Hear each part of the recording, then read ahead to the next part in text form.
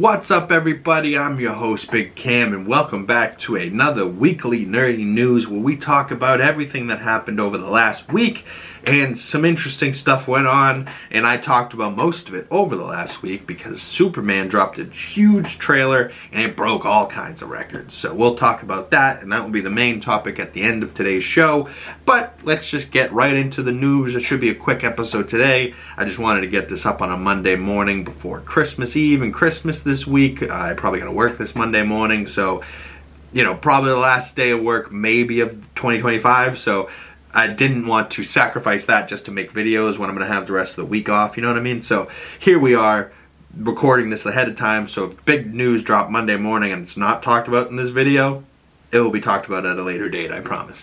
But jumping in today's news, we have a brand new look at the Red Hulk being all angry from Entertainment, and they previewed 2025 exclusively. And this would be Captain America Brave New World. You can see his traps look ridiculous. His eyes are red. His angry face. His little stubble, his hair. I mean, he does kind of resemble Harrison Ford a bit, but going from the Hulk to this Red Hulk, and people were like, oh, it's easy. You just change the color of the skin from Hulk's to now red. It apparently is way harder than that, and some of the VFX artists were talking about how it was way different and they had to make a completely different character. The only thing that they were able to probably keep was maybe like the base muscle structure underneath, but the top layers they probably had to redo entirely because the way that green skin probably reflects light is very much different than how red skin would do it. But it's just cool that we have Harrison Ford playing a goddamn Red Hulk in the MCU. Like, that's exciting stuff. But carrying on with the only other Marvel news I have to talk about today, some video game news. Marvel 1943, The Rise of HYDRA.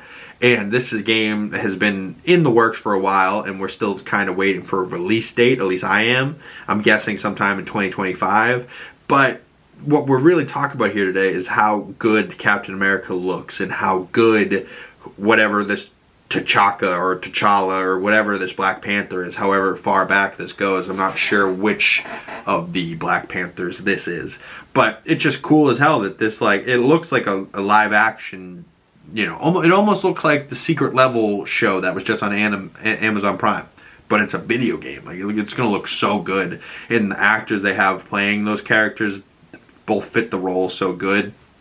But the game producer, when asked about the game's visuals, she said, we really wanted the visual fidelity to be high so that you could kind of forget that you're looking at a game. That it should feel and look and sound and smell like you're watching a great Marvel movie or TV show, but you're driving the action.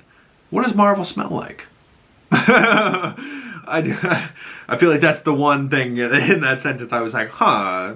She was naming senses, and it is one of the senses, but what the hell does a Marvel movie smell like? like a smelly, sweaty dude in a movie theater? I don't know. I don't know. But as far as the other ones, it does look like a Marvel movie. It does feel like it looks like a Marvel movie, and it does sound like it's going to be a Marvel movie, project, game, whatever, TV show. It feels cool. It feels cool. I can't wait to play that game.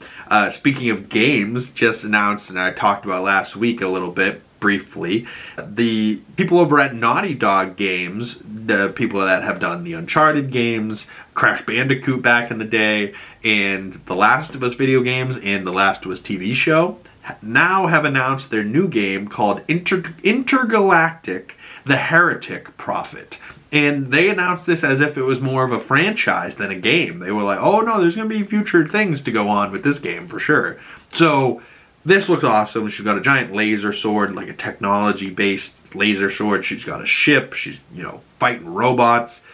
Very much so futuristic. It feels current though, and it looks like it's going to be awesome to play. Another female-driven main character. Those are always cool. I feel like Naughty Dog might be the only people making female-based games, right? Like, between Uncharted: The Lost Legacy, where you play as Chloe, this new intergalactic game, and The Last of Us Part 2, like, having a game where you play as the main character as a woman, like, think about little girls growing up having, you know, playing video games. Like, when I was a kid, girls didn't really play video games, right? Like, and if they did, it was like little stupid Wii games or GameCube or stupid silly stuff. Like, they weren't really gamers. Now, today, there's female gamers out there. There's people that, doesn't matter what they're doing, this is what they like, and they're gonna game, they're gonna stream, they're gonna be cool, you know, like, in having, you know, being a dude and being able to play a game as like Nathan Drake, and you're hunting down treasure as Nathan Drake, and you're feel like Indiana Jones but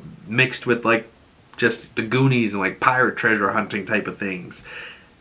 The Uncharted games, I've now played all 4 of the Uncharted games over the last like 2 weeks. Very, very good games. I really like them. Uncharted 4 is so sick. And now I'm playing the Uncharted Lost Legacy, the, like, I don't know if it's a DLC or like a spin-off game, but it's definitely a shorter game, but it's now following Chloe. She's awesome too, you know, so like, this Naughty Dog people, they just know how to make dope female characters and let you play as them and do cool shit. Like, that's awesome. Like Ellie in Last of Us Part 2, like, come off of it. Ellie and Abby in Last of Us are so badass when it comes to women, you know, like, and at first I was like, what, I want to play as Joel, and if you know, you know, what happens to Joel in part 2 of the game is heartbreaking, but then you get to play as these 2 badass women, and honestly, the gameplay in part 2 is so much better than the gameplay in part 1, and I mean, granted, part 1 came out originally on PS3, so, you know, coming out on PS5 as Last of Us Part 2, it's able to do a lot more visually and game-wise. It's bigger, it's denser, there's more going on, there's more storytelling going on, there's more things to actually be able to do gameplay-wise. It's just dope. Shout out Naughty Dog, can't wait to play their new game. But moving on to the next topic at hand, we are talking about Guy Ritchie's new film. In the first little looks and teasers we get out of it, and this movie is described as a contemporary Indiana Jones that follows siblings who partner on a global heist to find the mythical Fountain of Youth. And this movie is titled Fountain of Youth, and it's going to be starring John Krasinski, Isa Gonzalez, and Natalie Portman. Very cool, very decent cast there. The 3 of them going to be kind of Indiana Jones siblings, pirate hunting. Looks like they're maybe in Egypt there. That looks cool. John Krasinski just won Sexiest Man of the Year, I think. Most Handsome Man of the Year. Kind of looks almost like Uncharted, but yeah. Indiana Jones, Uncharted, own thing, Guy Ritchie, pirate treasure movie. I'm kind of into it, honestly. I'm not mad. And we've talked about this one before, but this is Ryan Coogler's new vampire thriller called Sinners. And this is the first look we got here of Michael B. Jordan and Michael B. Jordan in Sinners. And this will be coming March 7th of 2025. Very interesting stuff there, but just cool that he's going to be playing like 2 twin gangsters. Like, one of them's lighting a cigarette for the other, one of them's got a gun in his holster, one of them's got brass knuckles on his hip. Very interesting, and it's going to be Ryan Coogler, so it's probably going to shot really well and good story, but it's going to be very interesting to see Michael B. Jordan bouncing off Michael B. Jordan, you know, and how they shot that, because obviously there's only one dude. So anytime there's ever 2 of the same person in a shot, it's like this magic trick, and it's always fascinating to me, especially when it's done really well. We get a closer look here at the Peaky Blinders film, and this is Barry Keoghan and Cillian Murphy seems to be sharing a laugh here with the 2 of those gents, still shooting the Peaky Blinders movie. And honestly, when that comes out, it's supposed to be set in World War II, that movie, and it's probably going to be epic, but I still need to finish the Peaky Blinders TV show on Netflix. Comment below if you've seen Peaky Blinders. Any good? The next topic at hand is the first looks and some images that we're seeing here of Gareth Edwards' Jurassic World Rebirth, and that comes to theaters July 2nd, right, July 4th weekend of 2025, so that's probably going to be a pretty decent summer box office. First look here at Scarlett Johansson carrying a case. She's wearing some, like, body armor vest type of deal. I love ScarJo, so that's gonna be cool. Mahershala Ali and 2 other mates. The guy on Mahershala's right are left of frame. The white dude, I believe that might be Rupert Friend, but I could be mistaken. I don't necessarily know the whole cast. I know that this here is Jonathan Bailey in the front, and then that behind him looks like the guy that was just standing to Mahershala's left in that last picture. ScarJo in the background, trudging through some water here, though. So I wonder what they're going to be doing in this Jurassic World movie and what is being rebirthed. Jonathan Bailey with a nice little beard. He was great as Fiyero in Wicked 2, or Wicked 1 and 2. But him and Scarlett Johansson in this, I feel like I'm going to be swooning for them two to kiss and smooch the whole movie. God damn. And then the last image here of Scarlett Johansson. She's got that like tech box. I was trying to zoom and enhance and try and, you know, figure out what that box says on there, but I couldn't really make it out. But it seems like some technology of some sorts, and they're in the jungle. So Jurassic World Rebirth, is it going to be good? Is it going to be bad? I don't know really anything about it, but I know Gareth Edwards is pretty damn good at making movies where visual effects heavy, because he is a former visual effects artist, and he made the Godzilla 2014, right? So that's kind of a dinosaur. Godzilla looked awesome in that movie. He also did Creator with John David Washington, Denzel's son, and the Creator looked phenomenal, but I feel like just criminally underrated because people just seem to not see that movie. I don't know. Go check it out if you haven't. But comment below your thoughts on Jurassic World Rebirth. Is it too much? Is it too soon? Should we not be rebooting Jurassic World again? I don't know. And I don't know if this is necessarily a continuation of the last movies, or it might be kind of continuing like the planet and, you know, what kind of happened. But I don't think it's going to be connecting at all to the original trilogy's people, or the Jurassic World trilogy's people with Chris Pratt and Bryce Dallas Howard. But I would be curious to see if it does. But on to the last two topics of today, talking about my DC news to finish off today's episode. Greig Fraser, the director of photography for not only The Batman with Matt Reeves and Dune Part 1 and 2, he has chosen that he is going to be the DP for Batman 2, which means the Batman 2 is shooting this year. Dune Part 2, or Dune Part 3, Dune Messiah, wasn't supposed to come out till next year, but Denis Villeneuve has pivoted. He now wants to work on that coming up sooner rather than later, so that's going to be coming out sooner. And the Batman 2 still doesn't really have a full script, but director of photography will be Greig Fraser.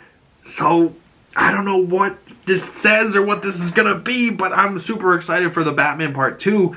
But now Greig Fraser's not gonna be able to be the director of photography for Dune 3, for Dune Messiah. And now Dune Messiah's director of photography is gonna be the same guy that did La La Land and a couple other movies. I don't know. That's tough for me because I love Dune and I love Batman. And I love Greig Fraser. Like, I want him to be able to do both movies. But if he's only able to do one and he's choosing Batman, what does Batman have in store? You know, like, that just looks awesome. Like, it's going to be sick.